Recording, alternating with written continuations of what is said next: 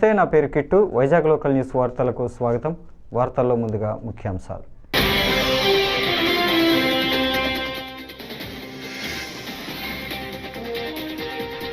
అన్నం పెట్టే రైతుకు కష్టం వస్తే బాధ కలుగుతుంది, పవన్ కళ్యాణ్.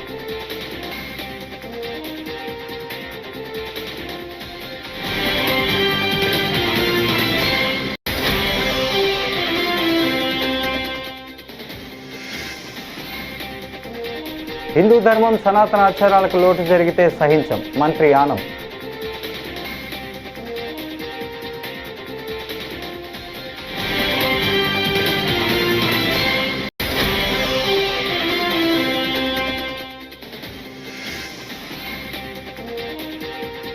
యాప్ పేరుతో సచివాలయ ఉద్యోగులను వేధించడం సరికాదు, ప్రశ్నించిన నల్లమారు చంద్రశేఖర్ రెడ్డి.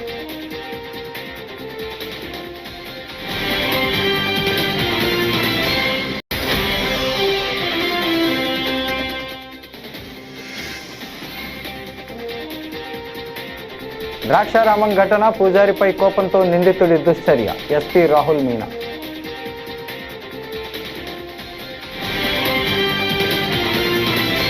ఇక డీటెయిల్స్ చూస్తే, అన్నం పెట్టే రైతుకు కష్టం వస్తే తనకు చాలా బాధ కలిగేదని డిప్యూటీ సీఎం పవన్ కళ్యాణ్ అన్నారు. అన్నం పెట్టే రైతులకు కూటమి ప్రభుత్వం అండగా ఉంటుందని అన్నారు. తాను ఒక సినిమా చేసేటప్పుడు రైతులకు కష్టం వచ్చిందని తెలిసి పలువురు కలిసి 3,000 మందికి పైగా రైతులకు సహాయం చేశామన్నారు. రైతుల దయానీయ పరిస్థితిని అర్థం చేసుకున్న సీఎం చంద్రబాబు 20,62,00,000 మంజూరు చేశారని తెలిపారు. నాకు పెద్దలు మన రామనాయుడు గారు చెప్పినట్టుగా రైతు పక్షపాతులు నాకు ఇవన్నీ తెలియదు, కానీ రైతు మనకు అన్నం పెట్టే రైతు ఏడిస్తే బాధపడితే చాలా బాధపడేవాడు. అది ఒక రోజున ఎలాంటి ముక్కోటి ఏకాదశి రోజున అనుకోండి, అది కూడా మనోహర్ గారు చెప్పారు, మన కౌలు రైతులు చనిపోతా ఉన్నారు, ఇట్లా ఉంది అనేది న్యూస్ చూపిస్తా ఉంటే మనం ఏదైనా చేయాలి అని అంటే ప్రభుత్వాల మీద ఒత్తిడి పెట్టగలం, ఆయన చేయగలం అని మాట్లాడుకున్నప్పుడు నాకు ఒకటే అనిపించింది, కనీసం ఈ భరోసా ఏదో ఒకసారి బతకడానికి మన ఇచ్చే డబ్బు ఎంత ఉంటుందని పక్కన పెడితేనే అలాగే ఒక్కొక్క రైతుకి చొప్పున కొన్ని దాదాపు ముందు నేను ఆ రోజు ఒక సినిమా సైన్ చేస్తున్నాను. ఆ రోజు ఆ సినిమాకి వచ్చిన అడ్వాన్స్ ని 5 కోట్ల రూపాయలు వెంటనే ఆ రైతుకి ప్రారంభించడం స్టార్ట్ చేశాం రైతులకి. అలా చాలా మంది దాతలు అందరూ కలిసి దాదాపు 3,000 మంది పైచీలకు రైతుల్ని ఆ రోజున ఆదుకున్నాం. ఇవన్నీ ఎందుకు చెప్తున్నానంటే, ఇది అన్నం పెట్టే రైతుకి నిలబడే ప్రభుత్వం ఇది. వ్యక్తిగతంగా నా ఇష్టం కావచ్చు, అలాగే గౌరవ ముఖ్యమంత్రి గారు కూడా చూడొచ్చు, ఎన్ని ప్రాజెక్ట్స్ ఉన్నాయి, రేపు పోలవరం ప్రాజెక్ట్ రాబోతుందంటే ఇది రైతు కన్నీరు పెట్టని రాష్ట్రం అవ్వాలనేది ముఖ్యమంత్రి గారి ఆకాంక్ష. ఆ దిశలోనే మీరు ఇబ్బంది పడుతున్నప్పుడు శంకరగుప్తం ట్రైన్ కి ఆయన దాదాపు 20,70,00,000 ఇచ్చినందుకు మనస్ఫూర్తిగా వారికి మనందరం కృతజ్ఞతలు తెలియజేసుకోవాలి. కోనసీమ జిల్లా ద్రాక్షారామంలోని భీమేశ్వర స్వామి ఆలయంలో శివలింగాన్ని ధ్వంసం చేయటం ద్వారా హైందవుల మనోభావాలు దెబ్బతీశారని దేవాదాయ శాఖ మంత్రి ఆనం రామనారాయణ రెడ్డి మండిపడ్డారు. ఈ ఘటనకు పాల్పడిన వారిపై చర్యలు తీసుకోవాలని జిల్లా ఉన్నతాధికారులను ఆదేశించామన్నారు. సీసీ కెమెరా ఆధారంగా దోషులను గుర్తిస్తున్నట్లు తెలిపారు. తనకున్నటువంటి కోపాన్ని, తనకున్నటువంటి మనస్తాపాన్ని దృష్టిలో ఉంచుకొని అతను ఈ దుశ్చర్యకు పాల్పడ్డాడని చెప్పి పోలీస్ అధికారులు కేసు రిపోర్ట్ చేశారు. దానిపైన అతని మీద కఠినంగా శిక్షించడానికి కావాల్సిన చట్ట ప్రకారం అన్ని చర్యలు తీసుకుంటూ ఉన్నారు. నంద్యాలలో అక్కడ వెంకటేశ్వర స్వామి ఆలయం ఉంది. వెంకటేశ్వర స్వామి ఆలయం నిన్న వైభవంగా అక్కడ పూజలు అన్ని జరిపేటప్పుడు అక్కడ ఏకాదశి రోజున స్వామివారికి అలంకారం చేసేటువంటి ఆ వస్తువులు ఏవైతే ఉన్నాయో వెండి వస్తువులన్నీ నకిలీవని చెప్పి తెలియదు. విచారణ జరుగుతూ ఉంది. Kurnool deputy commissioner of endowments ని వెంటనే నంద్యాల వెళ్లమని ఆదేశించాం. దీనికి సహకరించినటువంటి వ్యక్తులు ఎంతటి వాళ్ళైనా సరే కఠినంగా చట్ట ప్రకారం శిక్షించేదానికి ఎస్పీ గారితో కూడా మాట్లాడడం, అలాగే మా సహోదర మినిస్టర్ గారు శ్రీ బీసీ జనార్దన్ రెడ్డి గారిని కూడా కోరాం. సింహాచలంలో ప్రసాదం కౌంటర్ లో ఉన్నటువంటి ఒక వ్యక్తి ఒక తప్పు చేయడం జరిగింది. ప్రసాదాన్ని తయారు చేసే సందర్భంలో దాన్ని ప్యాకెట్లు కట్టి ఆ ప్రసాదాన్ని ప్యాకెట్లు వచ్చినటువంటి భక్తులకు ఇవ్వడం జరిగింది. అందులో ఒక ప్రసాదం ప్యాకెట్లో వేరే ఏదో పురుగు లాంటి ఇది దానిలో కనపడిందని ఆ భక్తుడు తిరిగి కంప్లైంట్ చేస్తే దాన్ని సరిచేసుకుని సరి అయిన సమాధానం చెప్పాల్సినటువంటి అధికారి దురుసుగా మాట్లాడాడని చెప్పి కంప్లైంట్ వచ్చింది. వెంటనే దురుసుగా మాట్లాడినటువంటి వ్యక్తి మీద విచారణ చేసి ప్రభుత్వ విధానాల్లో భాగంగా అతని మీద చర్య తీసుకోమని కమిషనర్ ఎండోమెంట్స్ కూడా ఆదేశాలు ఇవ్వడం జరిగింది. మనమిత్ర యాప్ పేరుతో కూటమి ప్రభుత్వం తీసుకొచ్చిన వాట్సాప్ గవర్నెన్స్ సేవలను 68% మంది ప్రజలు ఉపయోగించడం లేదని ప్రభుత్వ సర్వేలో వెల్లడైంది. గత వైఎస్ జగన్ ప్రభుత్వం తీసుకొచ్చిన వాలంటీర్ల వ్యవస్థే బాగుందని ప్రజలు ఇప్పటికీ అభిప్రాయపడుతున్నారు. ఇంటి గడప వద్దే అన్ని ప్రభుత్వ సేవలు అందించిన వాలంటీర్లను తొలగించి ఆ స్థానంలో వాట్సాప్ గవర్నెన్స్ తీసుకొచ్చి ప్రజలపై బలవంతంగా రుద్దాలని కూటమి ప్రభుత్వం చూస్తోందని అన్నారు. మరి ప్రజలంతా కూడా ఉపయోగించుకొని వాళ్ళకు కావాల్సినటువంటి సేవలు పొందాలంటే దాంట్లో కావాల్సినటువంటి డాక్యుమెంట్స్ అన్ని కూడా అప్లోడ్ చేసుకోవాలనేటువంటి విషయం మరి గ్రామ సచివాలయ వ్యవస్థల మీద రుద్దడం అనేది ఎంతవరకు భావ్యమో అని చెప్పేసి కూడా నేను ఈ సందర్భంగా తెలియజేస్తా ఉన్నా. అయితే పర్టికులర్గా ఈ రోజున ఒక స్మార్ట్ ఫోన్ ప్రజల దగ్గర ప్రతి ఒక్కరి దగ్గర స్మార్ట్ ఫోన్ ఉండాలి. అక్కడ ఇంటర్నెట్ సేవలు కూడా ఉండాలి. చాలా మంది భయపడుతూ ఉంటారు. స్మార్ట్ ఫోన్లు ఉపయోగించి యాప్ల ద్వారా ఏదన్నా నొక్కితే మా అకౌంట్లో నుంచి డబ్బులు పోతాయని చెప్పేసి చాలా చూస్తా ఉన్నాం ఈ మధ్య కాలంలో అలా జరిగేటి. ఇలా చాలా కారణాలు ఉన్నాయి. వాళ్ళు అక్కడ స్మార్ట్ ఫోన్లు వాడకపోవడము, తర్వాత నెట్ రాకపోవడము, తర్వాత భయము, వీటన్నిటి మూలాన ఎంత చెప్పినా కూడా గ్రామ సచివాలయ ఉద్యోగస్తులు ప్రజలకి చెప్పి ఈ స్మార్ట్ ఫోన్ ద్వారా మనమిత్ర యాప్ ద్వారా మీరు చేయాలి, ఇట్లా చేయాలని చెప్పేసి అందరినీ ఎంత ఎడ్యుకేట్ చేసినా కూడా మరి ప్రజలలో దాని ఉపయోగం అనేది చాలా తక్కువగా ఉంది.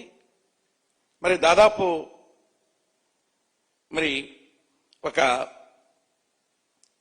20% వరకే ఉపయోగిస్తా ఉన్నారు. దాదాపు మరి 68% దాకా ఉపయోగించట్లేదు. దానికి కారణం మరి గ్రామ సచివాలయ ఉద్యోగస్తులుగా చేసి ఆ శాఖ యొక్క సంచాలకులు మరి కింది అధికారులకి ఎవరైతే వాళ్ళు అక్కడ సరిగా ఉపయోగించలేదో వాళ్ళందరికీ కొంతమందిని ఐడెంటిఫై చేసి వాళ్ళందరికీ కూడా ఎక్స్ప్లెనేషన్ కాల్ ఫార్ చేస్తున్నారట. అంటే ఎంతవరకు సబబు? ఈరోజు మీరు సక్రమంగా ఉద్యోగస్తులు చేసేటువంటి పనుల్ని ఉద్యోగస్తులు చేయనిస్తున్నారా? గ్రామ సచివాలయ శాఖతో పాటు ఉన్నటువంటి వాలంటీర్ వ్యవస్థని మీరే రద్దు చేశారు. ఒక సిస్టమేటిక్ గా ఏదైనా ఒక ప్రభుత్వ సేవలు ఏ ఉన్నా కూడా అవి సక్రమంగా చేరాలంటే వాలంటీర్స్ చేరవేసేవాళ్ళు. ఆ వ్యవస్థను రద్దు చేసి దాన్నంతా కూడా ఈ రోజున గ్రామ సచివాలయ ఉద్యోగస్తుల మీద పెట్టారు. అయినప్పటికీ కూడా వాళ్ళు ఎవరైతే వాలంటీర్ చేస్తారో ఆ ఉద్యోగాలు ప్రకారంగా వీళ్ళ జాబ్ చాట్లో లేకపోయినా కూడా వీళ్ళు ఇంటింటికి తిరిగి వాలంటీర్ చేసే పనులు కూడా చేస్తున్నప్పటికీ కూడా ఇన్ఫర్మేషన్ ఏదొచ్చినా కూడా ఈరోజు ప్రభుత్వంలో చేయాల్సింది గ్రామ సచివాలయ ఉద్యోగస్తులే. ప్రతి ఇంటిళ్ళు తిరగాల, దానికి టైం లేదు. దానికి తగ్గట్టుగా ఒక పండగ సెలవు లేదు, సాధారణ సెలవు ఏవి కూడా లేవు వాళ్ళకి. దాంతోపాటు ప్రజలు మరి యాప్ను వాడకపోతే కూడా ఉద్యోగస్తులకి మరి వాళ్ళ యొక్క బాధ్యత ఎంతవరకు ఉంటుంది? ఈ విధంగా ఈ రోజున ప్రభుత్వము ఉద్యోగస్తులను వేధిస్తా ఉంది. ఇది మంచి పద్ధతి కాదు. ప్రభుత్వం ఏదో ఆ రోజు చెప్పింది ఎన్నికల సమయంలో, మేము వస్తే ఉద్యోగస్తులంతా కూడా చాలా బాగా చూసుకుంటామని. ఇదేనా మీరు చూసేది? ఉన్నటువంటి ఉద్యోగ వ్యవస్థలో అందరినీ చాలా మందిని ఇళ్లకు పంపించి కొంతమంది మీద ఆ భారం అంతా మోపి వాళ్ళ పని కాకపోయినా కూడా ఈ పని మీరు సక్రమంగా చేయట్లేదు, అది చేయట్లేదు, ఇది చేయట్లేదు అని చెప్పేసి వాళ్ళని బాధ్యులు చేయడమా, మీరు ఉద్యోగస్తుల్ని మంచిగా చూడడం అనేది నేను క్వశ్చన్ చేస్తా ఉన్నా ఈరోజు ప్రభుత్వాన్ని. మరి దానికి తోడు పాపం వాళ్ళంతా కూడా ఇంటింటికి తిరిగి కలెక్ట్ చేసేటువంటి ఇన్ఫర్మేషన్ అన్ని కూడా వీళ్ళే చేస్తా ఉన్నారు. ఇప్పుడట దాదాపు ఒక 28,000 మందిని ఐడెంటిఫై చేసి వాళ్ళందరికీ కూడా మెమోలు ఎక్స్ప్లెనేషన్లు ఇస్తున్నారట. అదంతా కూడా ఈ మధ్యలో జరిగినటువంటి 17, 18 తారీఖు కలెక్టర్ల సమావేశంలో డిస్కషన్స్కి వచ్చినప్పుడు ప్రజలు ఈ మనమిత్ర యాప్ అనేది సరిగ్గా వాడట్లేదు అని వచ్చినప్పుడు దానికి కారణాలేంటి? నీ ఇన్కాపబిలిటీ, ప్రభుత్వానికి ఇన్కాపబిలిటీ. నువ్వు సక్రమంగా వాళ్ళకి మరి ఫోన్లు ఏమన్నా మీరు సమకూరుస్తున్నారా? వాళ్ళకి స్మార్ట్ ఫోన్లు ఇస్తున్నారా? లేకపోతే ఇంటర్నెట్ ఫెసిలిటీ ఏమన్నా మీరు వాళ్ళకి ఇస్తున్నారా? మరి ఇవన్నీ లేకుండా వాళ్ళలో ఉండేటువంటి భయాల్ని పోగొడుతున్నారా మీరు? అక్కడికి వెళ్ళి ఎంత చెప్పినా కూడా వాళ్ళ దగ్గర జరిగినటువంటి వాళ్ళ యాప్ల ద్వారా మోసాలు జరుగుతున్నాయి. కొంతమందికి బ్యాంకులలో డబ్బు కూడా పోతా ఉంది. ఆ డబ్బు ఏమన్నా ప్రభుత్వము మీ అలాంటి నొక్కినప్పుడు, మీరు యాప్ వాడినప్పుడు మీకు ఏదైనా ఫైనాన్షియల్ గా లాస్ జరిగితే ప్రభుత్వమే అండగా ఉండి మేమేమన్నా డబ్బు ఇస్తామని మీరేమన్నా హామీ ఇస్తున్నారా? ఏ విధంగా ప్రజలు ముందుకు వస్తారు? వీటన్నిటికీ బాధ్యులు ప్రభుత్వ ఉద్యోగులా అని చెప్పేసి కూడా నేను ఈ సందర్భంగా క్వశ్చన్ చేస్తా ఉన్నా. ప్రభుత్వం చేసే తప్పిదాలకు ఎంతవరకు ప్రభుత్వ ఉద్యోగులు బాధ్యత వహించాలి? నేను కాదనట్లా, ప్రభుత్వంలో ప్రభుత్వ ఉద్యోగస్తులు కూడా భాగస్వాములే. ఎందుకంటే ప్రభుత్వంలో డిసిషన్స్ తీసుకుంటే దాన్ని ఇంప్లిమెంట్ చేయాల్సింది ప్రభుత్వ ఉద్యోగస్తులు. అయితే అన్ని కూడా వాళ్ళ మీద దోసేసి మీరు ప్రభుత్వం చేసేటువంటి, ప్రభుత్వం కల్పించాల్సినటువంటి మినిమం ఫెసిలిటీస్ కూడా మీరు ఏవి కూడా కల్పించకుండా ప్రభుత్వ ఉద్యోగుల్ని మీరు సక్రమంగా చేయట్లేదంటే వాళ్ళు ఎంతవరకు చేయగలుగుతారు? కాబట్టి ప్రభుత్వము ప్రతి చిన్న విషయాన్ని కూడా ఉద్యోగుల మీద నెట్టి వాళ్ళని బాధ్యులు చేయకుండా. ప్రసిద్ధ పంచారామ క్షేత్రమైన ద్రాక్షారామంలో శివలింగాన్ని ధ్వంసం చేసిన కేసులో నిందితుడిని పోలీసులు అరెస్టు చేశారు. ఈ కేసుకు సంబంధించిన వివరాలను డాక్టర్ బిఆర్ అంబేద్కర్ కోనసీమ జిల్లా ఎస్పీ రాహుల్ మీనా వెల్లడించారు. నిందితుడిని తోటపేటకు చెందిన శీలం శ్రీనివాస్గా గుర్తించారు. ఆలయ పూజారితో నిందితుడికి వివాదాలు ఉన్నాయని ఎస్పీ తెలిపారు. ఈ నేపథ్యంలోనే పూజారిని ఇబ్బందులకు గురి చేయాలనే ఉద్దేశంతో నిందితుడు ఈ దుశ్చర్యకు పాల్పడినట్లు వెల్లడించారు. మాకు ఒక ఇన్ఫర్మేషన్ వచ్చింది దట్ అక్కడ టెంపుల్ బ్యాక్ సైడ్ పాండ్ దగ్గర ఉన్న ఒక శివలింగంకి ఎవరైనా పాడి చేశారు ఇది అలా అంటే మాకు ఇన్ఫర్మేషన్ వచ్చింది. అది ఇన్ఫర్మేషన్ మీద బేస్ చేసుకొని వెంటనే మా పోలీస్ టీమ్స్ అక్కడ రెస్పాండ్ అయ్యారు. వెంటనే మేము కూడా వాళ్ళకి 6 టీమ్స్లో ఫామ్ చేసి అంత చుట్టుపక్కల ఉన్న అంత సీసీటీవీ కెమెరాస్కి వెరిఫై చేసుకోమని చెప్పాము. So all our teams they verified all the CCTV cameras in the nearby areas. అది సీసీటీవీ కెమెరాస్ ఐడెంటిఫై చేసిన తర్వాత ఒక్కొక్క సీసీటీవీ నుంచి we got one footage in which ఒక పర్సన్ అక్కడ near by that pond and that area కొంచెం loitering చేసినప్పుడు ఒక పర్సన్ ఫుటేజ్ దొరికింది. That person was seen going inside the temple through one gate and coming back within the span of 15 to 20 minutes. అది CCTV కొంచెం డీటెయిల్డ్గా మనకి verify చేస్తే we identified one person by the name Seelam Srinivas. అతను అంటే రామచంద్రపురం మండల్లో Thottapeta village నుంచి ఉన్నారు.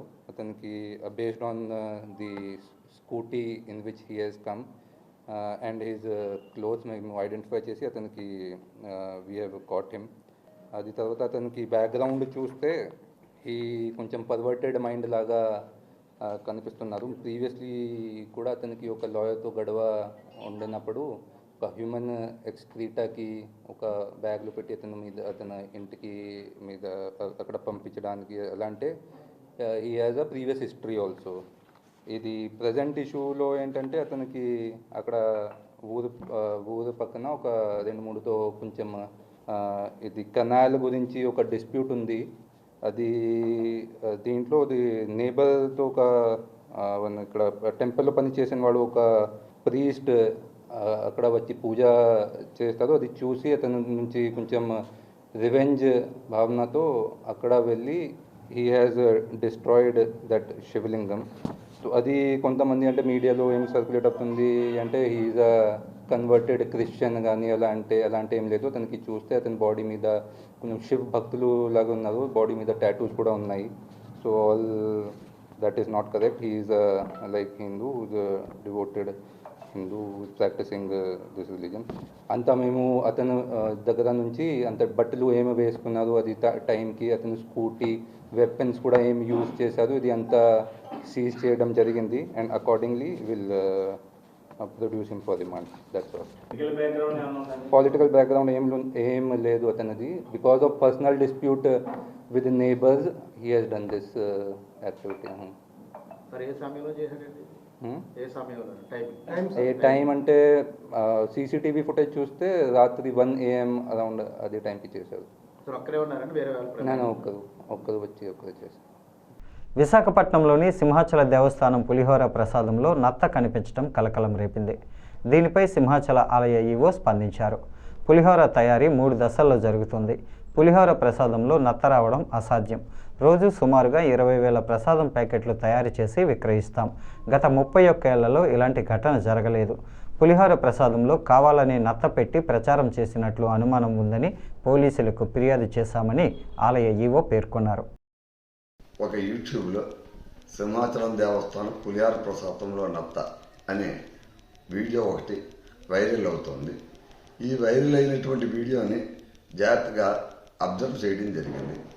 అబ్జర్వ్ చేసిన తర్వాత ప్రసాదాల తయారీలో విచారణ చేయడం జరిగితే అక్కడ జనరల్గా వాస్తవం ఏంటంటే పులిహార తయారీ 3 దశల్లో కంప్లీట్ అవుతుందండి. ఒకటి, ముందర చింతపండు గుజ్జు తీయాలి. చింతపండు గుజ్జు తీసేటప్పుడు చింతపండుని ఒక మిషన్లో వేసి గుజ్జు తీయడం జరుగుతుంది. అందుచేత మిషన్లో ఎప్పుడైతే చింతపండు వేసామో ఆ చింతపండు నుంచి నత్త రావడానికి ఎటువంటి ఆస్కారం లేదు. ఇంకా రెండోది, పులిహారలో కలిపే పోపు సామాన్లు, శనగపప్పు, శనగగుళ్ళు, మెంతులు, ఎండుమిర్చి ఇవన్నీ నూనెలో బాగా వేయించడం జరుగుతుంది. వేయించడం జరిగి బాగా వడకొట్టి సెపరేట్ చేసి పులిహార తయారీలో కలుపుతారు. దాంట్లో వేసినప్పుడు కూడా నత్త పూర్తిగా మాడిపోయడానికి అవకాశం ఉంటుంది తప్పించి నత్తలాగా ఉండడానికి అవకాశం ఉండదు. నెక్స్ట్ థర్డ్, రైస్ని బాయిలర్లో ఉడికించడం జరుగుతుంది. ఉడికించేటప్పుడు కూడా ఆ నత్తని బయటకు రావడానికి అవకాశం లేదు. ఎన్ని రకాలుగా తయారు చేసిన తర్వాత దాన్ని కలిపి ప్యాకెట్లు చేసి బయటకు విక్రయించడం జరుగుతుంది. రోజు సుమారుగా 20,000 తక్కువ కాకుండా పులిహార ప్రసాదం ప్యాకెట్లు తయారు చేసి విక్రయానికి పంపడం జరుగుతుంది. గత 31 సంవత్సరాల మట్టి నుంచి కూడా ప్రసాదాల తయారీలో పనిచేసే కైంకర్ల పనులు కానీ వాళ్ళు కానీ ఎప్పుడూ కూడా ఇటువంటి సంఘటన జరగలేదని చెప్పి వాళ్ళు చెప్పారు.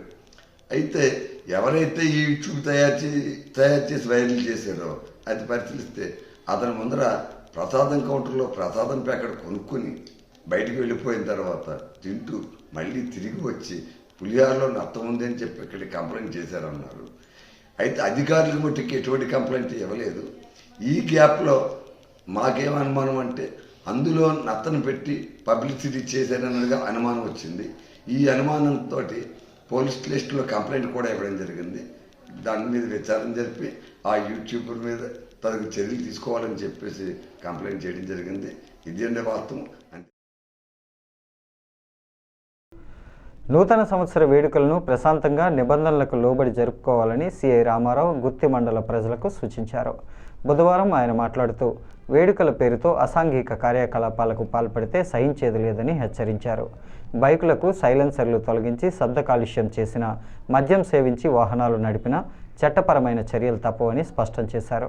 ఈ సందర్భంగా ఆయన మండల ప్రజలకు నూతన సంవత్సర శుభాకాంక్షలను తెలియజేశారు. గౌరవనీయులైన ఎస్పీ అనంతపురం జిల్లా శ్రీ జగదీష్ ఐపీఎస్ గారి సూచనల మేరకు మరియు వారి ఆదేశాల మేరకు అదేవిధంగా ముందకల్ సబ్ డివిజన్ డిఎస్పీ గారైనటువంటి శ్రీనివాస సార్ యొక్క ఆదేశాల మేరకు గుత్తి పట్టణ మరియు గుత్తి మండలంలో ఉన్నటువంటి ప్రజలకు తెలియజేయడంగా పోలీస్ శాఖ తరఫున నూతన సంవత్సర శుభాకాంక్షలు తెలియజేస్తున్నాము. ఈ నూతన సంవత్సర సంబంధించి వేడుకలలో ఎలాంటి అవాంఛనీయ సంఘటనలకు తావియకుండా ప్రశాంతంగా జరుపుకోవాలని ప్రజలకు పోలీస్ డిపార్ట్మెంట్ తరఫున తెలియజేస్తున్నాము. అదేవిధంగా ముఖ్యంగా మనం ప్రతి సంవత్సరం చూస్తూ ఉన్నాము, యువత ఎక్కువ న్యూ ఇయర్ సెలబ్రేషన్స్ లో మోటార్ సైకిల్లో ఎలాంటి ప్రికాషన్స్ లేకుండా తిరిగి వారి యొక్క యాక్సిడెంట్ జరగడం, దానివల్ల ప్రాణాల మీదకి తెచ్చుకోవడం జరుగుతుంది. ఆ విధంగా లేకుండా యువత అంతా కరెక్ట్గా అంటే ఎలాంటి డ్రంక్ అండ్ డ్రైవ్ కానీ లేదంటే ర్యాష్ డ్రైవింగ్ ఆ విధమైనటువంటివి లేకుండా న్యూ ఇయర్ సెలబ్రేషన్స్ వారి అనంతపురం 24వ వార్డులో 31/12/2025 ఉదయం ఎన్టీఆర్ భరోసా ప్రభుత్వ పేదల సంక్షేమ పెన్షన్ కార్యక్రమం జరిగింది. శ్రీ ప్రసన్న వెంకటేశ్వర స్వామి గుడి పక్కన పెద్ద మసీదు దగ్గర జరిగిన ఈ కార్యక్రమంలో ప్రభుత్వ విప్ రాయదుర్గం ఎమ్మెల్యే కాలవ శ్రీనివాసులు ప్రధాన అతిథిగా పాల్గొని పేదలకు 4,000 నుంచి 15,000 వరకు నెలవారీ పెన్షన్లను స్వయంగా అందజేశారు. 24వ వార్డు ఇన్ఛార్జ్ కావలి రవి, టీడీపీ పట్టణ నాయకులు, పార్టీ కుటుంబ సభ్యులు కూడా పాల్గొన్నారు.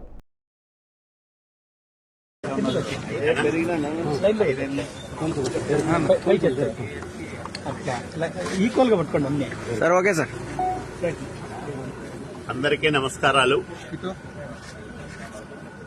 చంద్రబాబు నాయుడు గారి నాయకత్వంలో కూటమి ప్రభుత్వం ఏర్పాటై ఏడాదిన్నర గడిచిన నేపథ్యంలో ఈరోజు రేపు ఒక పండగ వాతావరణంలో పేదల సేవలో అనే కార్యక్రమాన్ని నిర్వహిస్తూ ఉన్నాం. ఈరోజు రాష్ట్ర వ్యాప్తంగా పెద్ద ఎత్తున సామాజిక పెన్షన్ల పంపిణీని చేపట్టాం. మామూలుగా అయితే 1వ తేదీ ఆదివారం వస్తే ముందు రోజే ఇచ్చేది అలవాటు, ఆనవాయితీగా పెట్టుకున్నాం. కానీ కొత్త సంవత్సరం కాబట్టి ఒకరోజు ముందుగానే ఇవ్వాలని ఈరోజే అందరికీ పెన్షన్లు పంపిణీ చేస్తా ఉన్నాం. తీవ్రమైన ఆర్థిక ఇబ్బందులున్నా, మోయలేనంత అప్పుల భారం జగన్మోహన్ రెడ్డి ఈ రాష్ట్ర ఖజానా పైన మోపి వెళ్లిపోయినా చంద్రబాబు నాయుడు గారు తనకున్న పాలనా అనుభవంతో, పరిపాలనా సామర్థ్యంతో పెద్ద ఎత్తున వివిధ మార్గాల్లో నిధులను సమీకరించి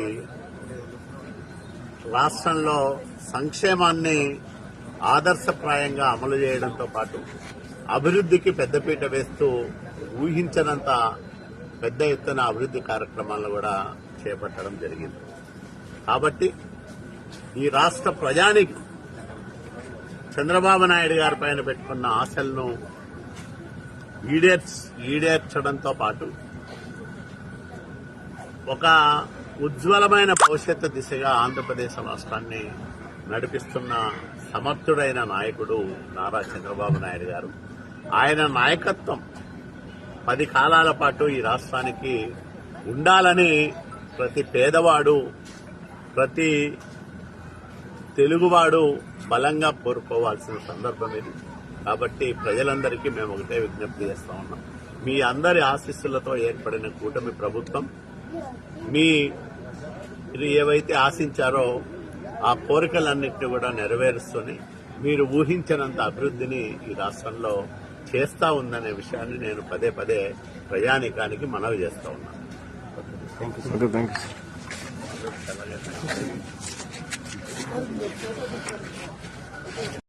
నర్సన్నపేట సిఐ ఎం శ్రీనివాసరావు తెలిపిన వివరాల ప్రకారం పోలకి, సంతబొమ్మాలి, సారవకోట మండలాలలో అమ్మవారి ఆలయాలలో చోరీలకు పాల్పడుతున్న 3 వ్యక్తులను బుధవారం అరెస్టు చేశారు. చేపూరి శేఖర్, మోతి జీవరత్నం, చింతాడ మధులను అదుపులోకి తీసుకుని వారి వద్ద నుంచి 28 గ్రాముల బంగారం, 175 గ్రాముల వెండిని స్వాధీనం చేసుకున్నారు. వీరిని అరెస్టు చేసి రిమాండ్కు తరలించినట్లు సీఐ తెలిపారు. ఏదైనా ఐటమ్స్ ఉంటే వాటిని తీసుకొచ్చేసి వాటిని దొంగలించి వాటిని రకరకాల అమ్ముకొని వాళ్ళు దాన్ని డబ్బు చేసుకుంటున్నారు. ఈ వీళ్ళని ఎంక్వైరీ చేసిన క్రమంలో 10 దగ్గరలో వీళ్ళు దొంగతనం చేసినట్లు 10 ప్లేసులు కూడా చెప్పారు. వాటిని రికవరీ చేయడం కూడా జరిగింది. 10 ప్లేస్ ఏంటంటే పోలాకి మండలికి సంబంధించి గుప్పిడిపేట, తెల్లవారిపేట, శివరాంపురం, రెహమాన్పురం, మబుగాం కాలనీ, కరగాం, నర్సనపేట కరగాం, అలాగే సారాకోట మండలం చీడుపూడి, నవకోడ మండలం సున్నాపల్లి, అలాగే సొంతబొమ్మల మండలం గెద్దలపాడు, అలాగే కాశీబుక్కులు కర్లకోట చెందిన అమ్మవారి ఆలయాల్లో వీళ్ళు దొంగతనం చేశారని సంబంధించిన వాటిలో కూడా ఆల్రెడీ సంబంధిత పోలీస్ స్టేషన్లో కేసు నమోదయ్యి ఉంది. వాటిని వెరిఫై చేసి ఈరోజు అన్నీ కలిపి 28 శతమానాలు, ఒక కిరీటం, ఒక పంచపాత్ర, ఒక ఉద్దరిని, ఇదంతా గోల్డ్ వచ్చేసి 28 గ్రామ్స్, సిల్వర్ వచ్చేసి 175 గ్రాములు, అలాగే 2 బైక్స్ వాటిని సీజ్ చేసి రికవర్ చేయడం జరిగింది.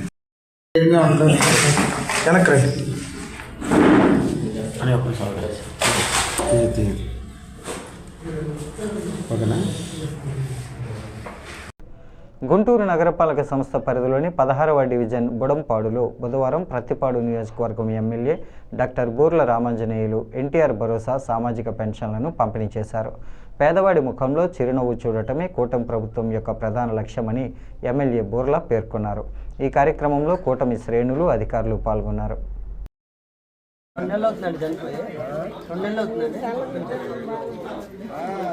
బాబు గారు పవన్ కళ్యాణ్ బాగుంటే మనం బాగుంటాం.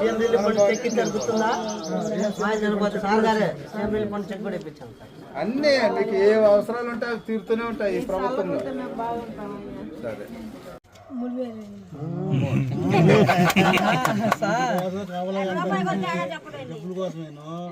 అది అన్నీ తెలుసు లెక్క, జీవనాధారం అది సరిపోయి కదా.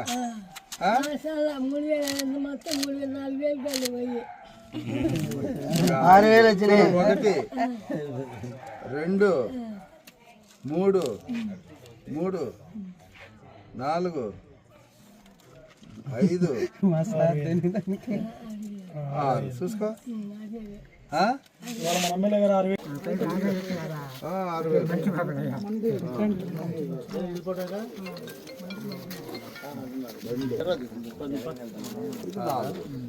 అక్కడ 6,000 ఇచ్చినాం, ఇది 4. సరిపోయి. వార్తలు ముగించే ముందు ముఖ్యాంశాలు మరోసారి.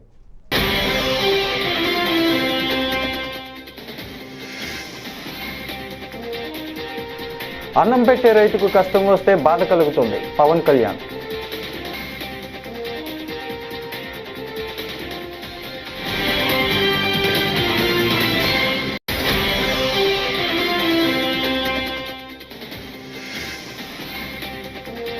హిందూ ధర్మం, సనాతన ఆచారాలకు లోటు జరిగితే సహించం, మంత్రి ఆనం.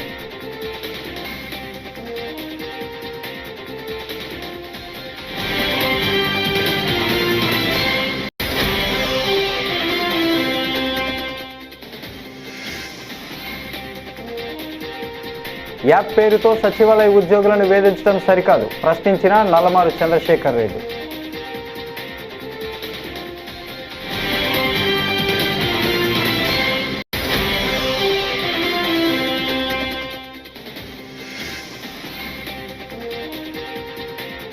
ద్రాక్షారామం ఘటన, పూజారిపై కోపంతో నిందితుడి దుశ్చర్య, ఎస్పీ రాహుల్ మీనా.